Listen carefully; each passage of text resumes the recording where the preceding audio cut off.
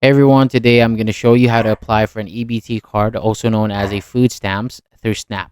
So SNAP helps people with low income buy food by adding benefits to an EBT card every month. So first go to usa.gov food stamps and find your state SNAP office. So choose your state, then check with the website, phone number, or local office listed there. Depending on your state, you may apply online, by phone, by email, by fax, or in person. So after you apply, a caseworker may contact you for an interview. So this can be done by phone or in person. They may ask about your application and request documents to confirm details like your income, address, or household information. So once it is approved, your EBT card will be mailed to the address that you gave.